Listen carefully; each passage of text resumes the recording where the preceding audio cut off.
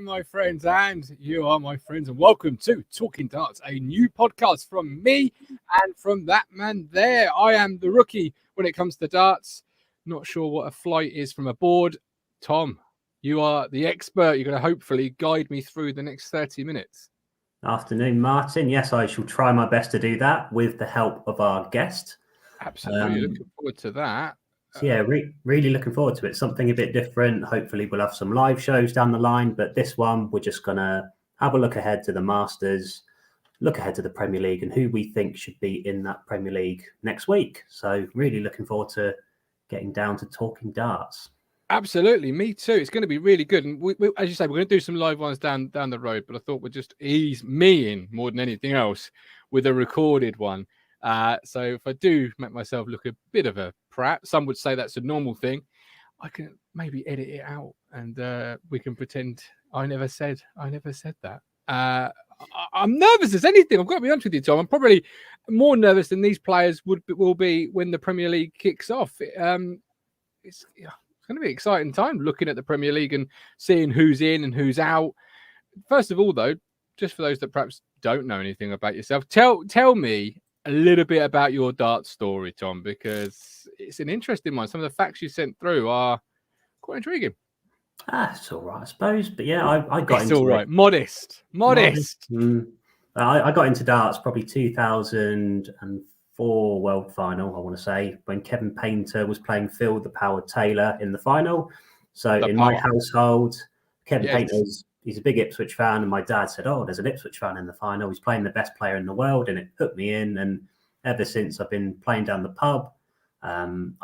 My dad had to leave our darts team to go work away in London, so I took his spot, and it was just me playing against all these older men, and I was winning, and it just really got me into it. And yeah, I was too young to be bought a pint whenever I did win, so that was quite annoying, to be honest. But yeah, and since that, I've been watching it pretty much every year. I catch every tournament. I was university president at Sheffield Hallam at one point, and look at this, won the varsity there. So that was good. And yeah, just love the game. Love going to watching it on telly, and just talking about it. Really. So this should be good fun.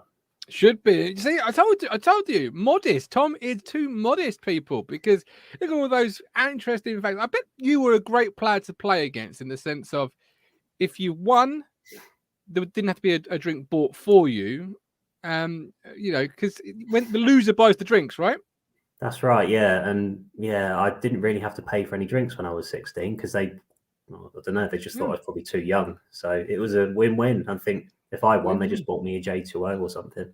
J2O. Can't be a bit of Glitterberry. Now, you can find Talking Darts on the social, particularly Twitter. What's our Twitter handle, Tom, for those that want to get involved, join in the fun, maybe come on the show? What's our Twitter handle? Yeah, quite simply, it's at Talking Darts. It's a brand new channel, so we're going to be putting more content on there as we go along, but hopefully that will grow over time and we'll get a lot of new followers and interactions from it. Absolutely, looking forward to it. So, introduce our first inaugural guest. Tell us a little bit about him, and let's get the darts flowing. Cool. So we're going to bring on Josh Green, who is the channel manager at Tungsten Darts. So really popular Twitter channel and YouTube channel as well, kind of giving you the news, views, and interviews for darts. So I'm sure Josh will tell us a little bit more about that when he comes on. Josh, welcome in. Afternoon, fellas. How we doing? Very well, thank you. Lovely little intro there from Tom. Tell us about the channel then. Sounds interesting, particularly for someone like myself who's a complete newbie to the world of darts. Yeah, I mean, I've been working on the channel for probably 3 or 4 years now. I've been sort of wandering around the UK covering darts tournaments left, right, and centre. Obviously, we've got the Premier League coming up. We've been covering that for many years. And I think 3 World Championships now at Ali Pali. So yeah, plenty of interviews on there. Mainly, what we do is we sit with the players and we chat to them post match. But we do have some discussion pieces and some sort of debates with guests and things like that. But mainly just catching up with the pros and seeing what they think. Nice. That sounds right up, particularly for myself, in a new fan street. Tom, discussing it after the game with players, I bet that can be an interesting time as a fan, getting the insights from them.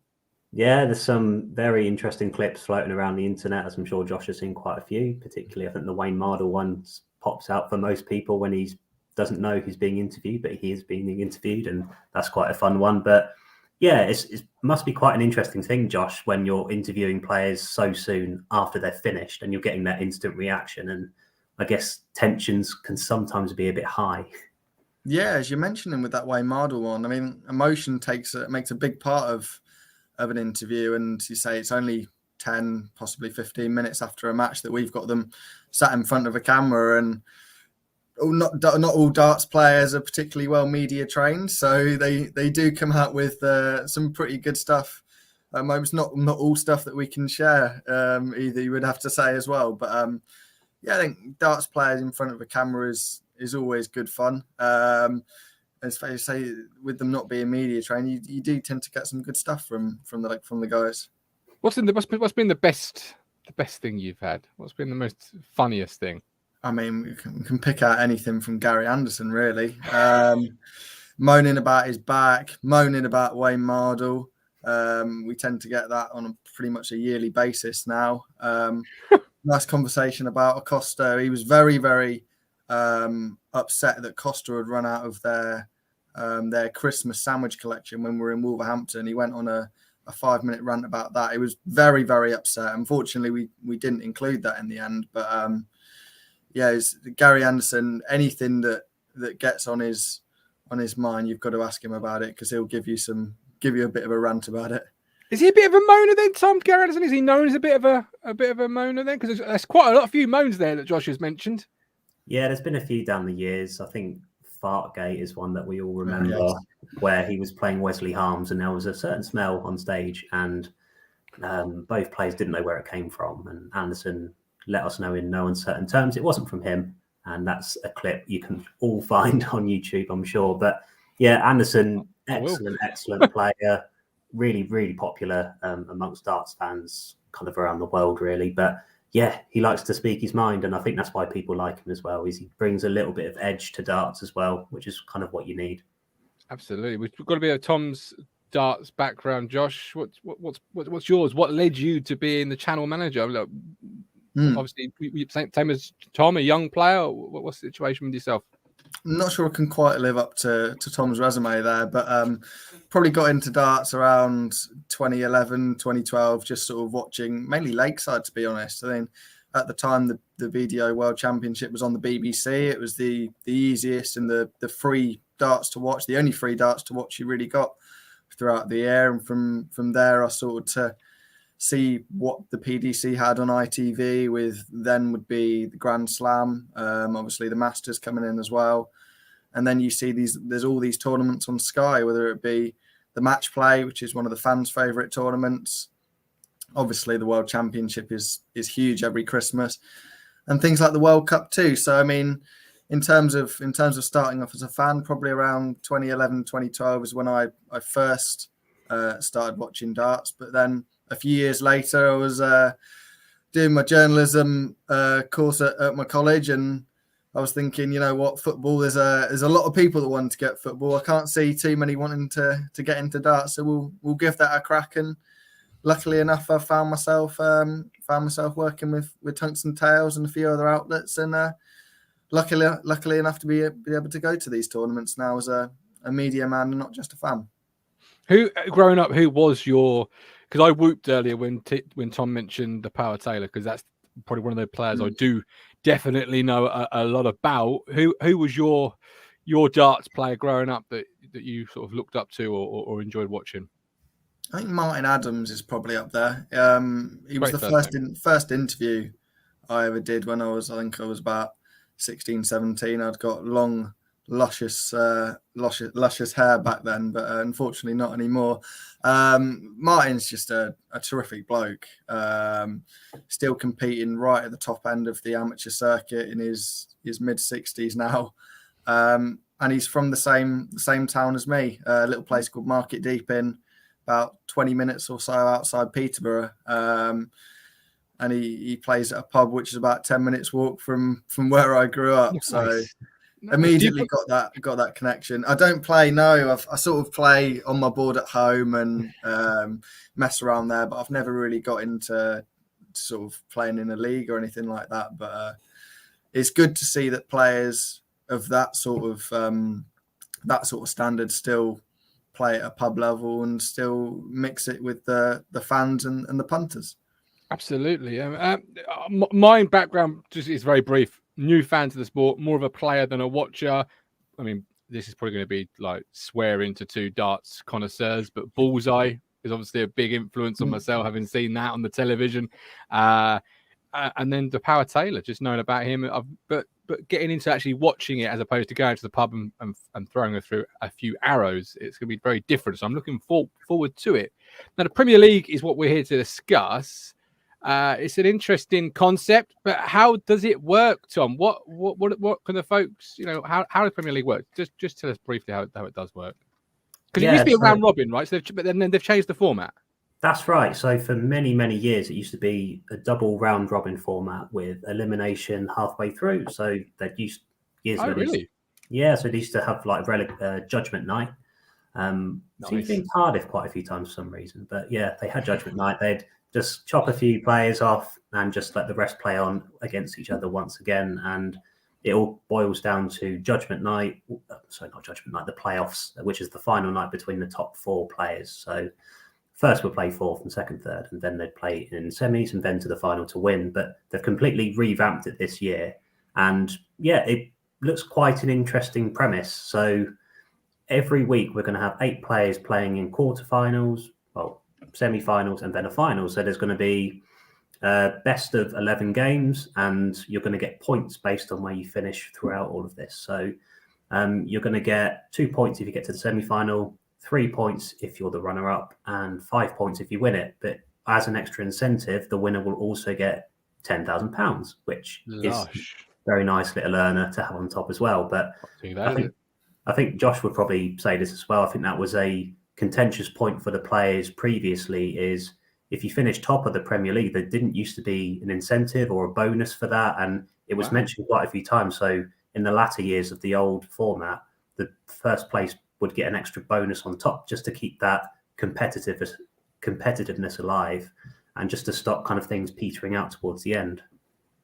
Josh, so do we still have elimination night, Josh? Are we still going to have relegation, or are we still going to have people not part of it towards the end, or is that now gone as part of the revamp? Yeah, I believe that's now gone because it's going to be tournament after tournament each week. You've got the 8 players, obviously you've got the quarterfinal, semi-final, final, which will be every night of the Premier League until we get to that playoff night. It's an interesting change. I think a change that was probably needed. I think people have been calling for a revamp of the Premier League for many years now. Obviously, it's split decisions on what's been made of it. Some people saying that it's less fresh than it was before because we're going to be seeing probably similar matchups week in, week out. But at the end of the day, they're the top 8 or some of the best players in the world that are competing at the tournament. And who doesn't want to see the best players playing the best players? So, there's going to be some good matches. Does it take away a little bit, in your opinion, Josh, of the excitement of knowing that you're building towards an elimination point, and that these players that are on the periphery or are fighting and not playing well might be some of the favourites, might be some of the favourites to win it, or favourites from a fan perspective are on the verge, and you know they are. Is that going to take away, do you feel, or is that not something you're concerned a bit as a fan? Yeah, it's something I quite enjoyed, having the elimination aspect of it, because it gave that first half of the Premier League a little bit of sort of bite. And obviously you had the playoff battle, which was the main thing that people were focused on. But the fact that the bottom 2 were going out of the Premier League at the halfway stage after 9 games, it was just an extra little story that you could look at. But with those players down the bottom now, if they are sort of cut adrift from the top 3 or 4, they're gonna have to start winning tournaments, to winning nights to get back in it. So yeah, maybe you could see players getting cut adrift at the bottom, but we'll have to see. We'll have to see who's involved first. Yeah, about yourself, Tom, as a fan, were you enjoying the elimination aspect of it? Is it going to be the same matchups? Do you think? I mean, we'll get into who may be in it in a second, but could it be the same 5 or 6 that are completely just going through the motions and the others or whatever? How do you feel about it? I guess we'll have to wait and see, because it's a new format for the players. It's, they're going to be touring every week as they were before. So mixing all that together, it's completely different. It could affect different players in different ways. The crowd will probably get on certain players' backs, as they tend to do. I think we've just got to see how this plays out, and I'm quite looking forward to it. I really hope it doesn't get stale. I think how the points are allocated, 5, 3, and 2, respective of where you finish, it could hopefully mean people can jump in a few weeks up the table or jump down it, depending on what you score. So again, if players are going to lose in the quarterfinals in the first games, then they're going to get no points, and it means there's opportunity for others to cause some upsets. So yeah, I'm looking forward to it, just to see something a little bit different, and I think it was needed. It could potentially be very financially worthwhile for 1 or 2 particular players, Josh, because 17 weeks, 10 grand each time. So it adds up to a hefty chunk of change. Yeah, getting 10 grand a night for a few hours work isn't too bad, is it? And at the end of the day, I can't bring to mind how much the winning total is, but it's a significant amount of money. I think it's the second biggest prize fund in the PDC, behind the World Championship. So wow. For some of the players involved, but for all of the players involved, there's going to be a hefty amount of money to be won, and the fact that you've got that 10 grand bonus on every night is a big incentive to those players, because that's what they're playing for at the end of the day. They're playing for the money, aren't they? And I suppose in addition to it also being on the television, Sky Sports, I believe, it's going to be good brand profile for individual. Are we going to see some individual characteristics or characters emerge, do you feel, from this tournament? Because you are on Sky, and it is a good chance to build that profile. Yeah, it's the biggest profile along the World Championship. The players that involved, they're there because they have got big profiles, they've got big followings, and the fans want to see them in the Premier League. We'll have to see who it is first and who the 8 are, but there's definitely chances for anybody who gets in the Premier League to go to that next level and become a household name in sport, and not just in darts, really. We've seen it with Johnny Clayton's probably the best example. He won the Masters, he won the World Cup, and then he won the Premier League. He went from this outsider, this player that you think, he might reach a semi-final, to a player that you think, Johnny Clayton's going to win this tournament. And that's what the Premier League did for him. And it's done so much good for so many players over the years, but it can do the opposite, and it can make players really struggle for some time. We've seen it with Webster, we've seen it with Kim Huybrechts as well, who you may have seen in the World Championship. So there are good positives and negatives to the Premier League, but exposure is definitely a positive. Talking about exposure, Josh, a player that has been on a lot of posters. Are they qualified? Are they coming in? Fallon Sheriff, has she made it? Is she in? Because she's for someone who's new to the sport, I've seen an awful lot of her on posters and whatnot. So back to that profile again. Has she made the grade? Is she in? Well, we don't know yet. I mean, the lineup's going to be announced after the Masters, which takes place in Milton Keynes this weekend. But I think for me, she won't be in with it being 8 players. I think if it was kept to 10, there was definitely a chance of her squeezing in. But you've got 8 major winners in the PDC over the last 2 years that could easily squeeze into that Premier League. So for me, Fallon doesn't make up that yet. She had a great run at the Grand Slam, as so many people saw. I think that's when people started to think Fallon Sheriff might get in the Premier League here. But that World Championship first round loss to Steve Beaton did hurt her chances, in my opinion. And if she'd have won that, maybe she'd be in. We don't know. But for me, yeah, there's 8 players I'd rather see over Fallon Sheriff. Tom, is there a potential, because recently we've had the snooker and we've had a couple of amateur players emerge and beat a couple of pro players. Is there a potential for that to happen here? I know there was Q School that we were speaking about a couple of weeks ago, obviously off air. So for the new fans at home like myself, is there that potential for a shock to emerge? Yeah, so we'll go through our lineups very shortly, and I think me and Josh have gone very similar for the top 7 players at least. But I think the 8th player will probably be the winner of the Masters, as it has been last year. And we saw Johnny Clayton win the Masters, get into the Premier League, win the Premier League. So I think it's got so much more gravitas to the tournament now, where it's almost like, well, here's your chance. If you want to get in, you can get in. And it was a straight shootout between Clayton and Mervyn King last year as to who got in. And I think they only found out on the night as well. I think Barry Hearn said, right, if one of you win, you're in. And then that just put heaps of pressure on the pair of them to perform. So, but Clayton came through it. And yeah, you just have to look at who's in the field for the Masters. We've got Chizzy, Bunting, Searle, King. We've got Dimitri van den Berg as well. Unfortunately, we lost Nathan Aspinall just yesterday. He had to pull out due to an injury. So he would have been a good shout if fully fit as well. So there's a load of good options in that field who could pull through, but they're going to have to get past the players who are already in the Premier League to win that tournament. So if none of them come through that, then there's a few other options we can discuss as well and who might make the grade. Do you want to start running through your numbers? I've done some graphics for it, but it was largely the same. So I'll just put yourself up there, TJ. Gerwyn Price, Peter Wright, Michael Van Gerwen, James Wade, Michael Smith, Johnny Clayton, and Gary Anderson. And Josh went identical, I believe. Yeah, I think that's the first time I've seen Tom's predictions, but I think quite a lot of them largely pick themselves. Gerwyn Price, Peter Wright, Michael Van Gerwen, still right up there as one of the best players in the world, and it is the top 4 in the order of merit. So James Wade does sneak in. So those 4 largely pick themselves. You've got the world number 1, the world champion, and 2 of the other top players in the world. Johnny Clayton's another one as the reigning champion who's got to be in there. You can't really leave Johnny Clayton out. I think a contentious one probably is Gary Anderson.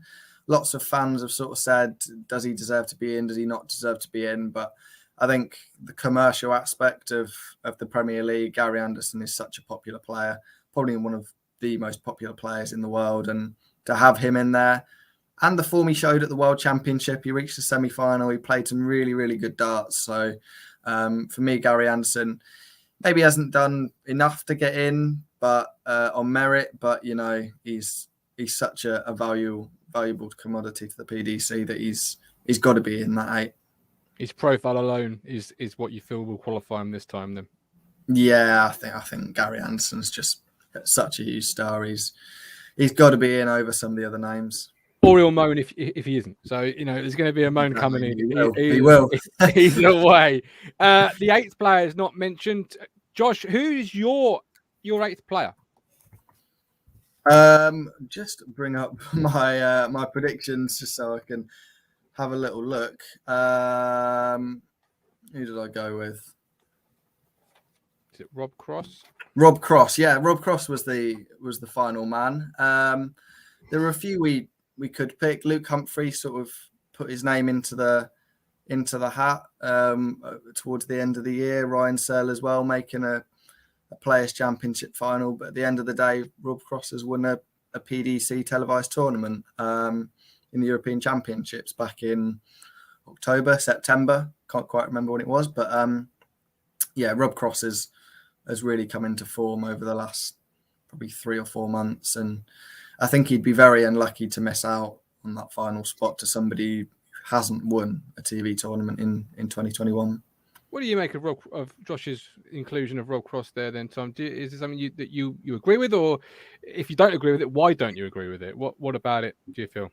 No, I do agree with it, and I had a few options for that 8th spot, and it's hard to fight against that opinion, really. It's because he's won a major, he is in form at the minute, and people do like him as well, so he is good value to be in there. I guess the only argument you would make is some people would say, oh, why not put the top 8 players in the world, and that would be Jose de Sousa would make the cut on that basis, but he's not really been pulling up too many trees recently, and whether he's a fan's favourite, I'm not too sure. So it might be a case of we'll give it to Cross because he's won this tournament, or we could give it to somebody who has a really good run at the Masters or wins the Masters. And I think there might be an opportunity for people maybe to go up a few rankings as well and maybe try and slip into the top 8 or so. So there's a few options. I think Cross is a very sound, reasoned option to be in there. So I wouldn't be disappointed if he was. Was he your 8th? I honestly hadn't really picked an 8th. I've just got loads of options here. Don't get splinters, Josh. Don't Tom. Don't get splinters. Don't get splinters on that fence. So yeah, my 8th that I put on was the winner of the Masters. But if I had to pick an actual name, I would probably pick Cross as well. I think that's a good bet. Is there any chance, Tom, it could be given to Raymond van Barneveld? Again, it was a nice thought that I popped on my bit of paper because he's back in the fold. He's out of retirement, and it's a great story, isn't it, for Sky? You know, out of retirement, back into the Premier League.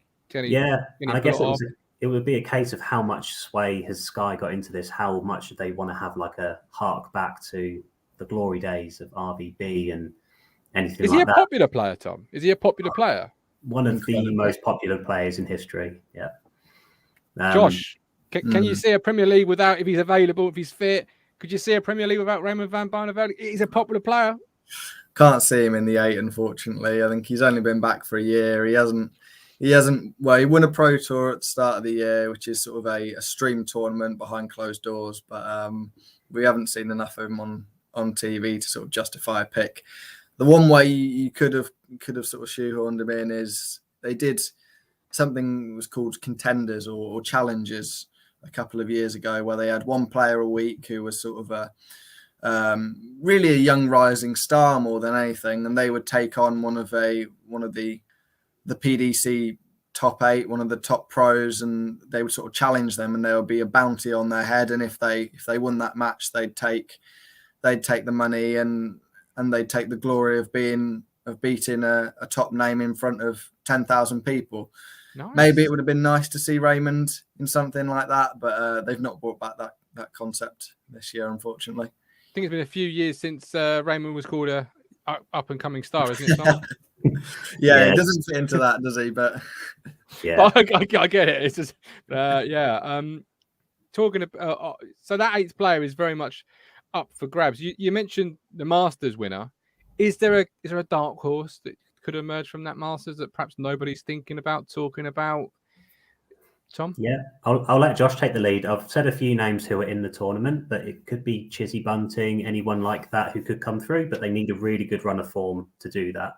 I think Searle would be a good shout based on what he did at the World Champs. But yeah, keen to hear what Josh could think. Who's going to come through that? Yeah, I mean, Luke Humphries is my pick, really. My outsider to win the Masters. He's got Devon Peterson in the first round now after Nathan Aspinall pulled out. So you would make him favourite in that. But he would face a second round against Marco van Gerwen. He's beat him before. He beat him in last year's UK Open semi-final. He averaged something like 106, 107 to win that one. So I think if he gets through that game against Marco van Gerwen, there's a real chance. So I'd say as an outsider, probably Luke Humphries. Ryan Searle's another good shout if he can hold it together. But yeah, he's got another tough run. You look, he's got in his quarter, he's got Going Price, he's got Johnny Clayton. So whoever wins it is gonna have to come through some absolutely horrific games to get through. As we sit here with 1 minute and 10 seconds left on the clock of today's first episode, I want to try and get a little bit of prediction from you both. I want to just an early shout for who you feel will be the winner of, I suppose, is it week 1, night 1? Who do you feel might be the overall person to emerge from this? Josh, you want to lead us off, or Tom, who wants to lead us off? Josh. Go on then. I'll take Peter Wright. He's coming off a World Championship win, and I think he's going to win the Masters as well. So I think Peter Wright to win on night 1. Okay, I like that. Peter Wright. John, don't take Peter Wright. I'm going to go for the Ferret. I'm going to say Johnny Clayton's going to lay down a marker and try and win his crown back. Ooh, is that his nickname, Johnny? The Ferret. Yeah, the Ferret. Epic. Have they all got nicknames? Yep. Yeah. They have. I'm going to ask you off air. I'm going to get the nicknames. I like anything get a nickname. It's brilliant. The Ferret. Do we know why he's called the Ferret, Josh? Any inside scoop there you can give us? Why is he called the Ferret? I think it's an old rugby nickname. I think it's something to do with him sort of scurrying around the field like he did. I think he was a fly half. My rugby knowledge isn't up to scratch, but I think he was a fly half, and he somehow got that from his rugby days. But don't quote me on that one. All right, we won't, but I like it. Ferret might have an early contender for my favourite darts player. I've not even seen him play yet. Don't even know what he looks like. Never seen him play, but the Ferret, what a great name. Love it. Right, we're done. Episode 1 in the books. Tom, do you want to lead us out? When are we back again, I suppose, is the next question. Yeah, we're going to be back in 2 weeks' time. So after week 1 of the Premier League has finished, and we're just going to talk about how we thought it was, kind of what we're going to see in week 2, and just kind of think about who's looking on form, and then maybe discuss a bit more about the final lineup. So yeah, look forward to seeing you in a few weeks. Like we said, we'll do a few live shows down the line. We'll do some of these which are kind of pre-recorded, but yeah, look forward to it. Absolutely. And you can always catch the audio on Talking Darts, any good audio platform. Just put in Talking Darts and we should come up. Josh, thank you for stopping by and being the inaugural guest. I hope you've had a great time. Subscribe to the channel. Go and check out Josh's wonderful channel as well. Just one more time, Josh, tell the people at home where they can find you both on social media, but also your channel. Yeah, so on social media, I'm at Josh Green Media, and the channel is Tungsten Tales Darts. You can find us on YouTube, and we're on Twitter as well. Till next time.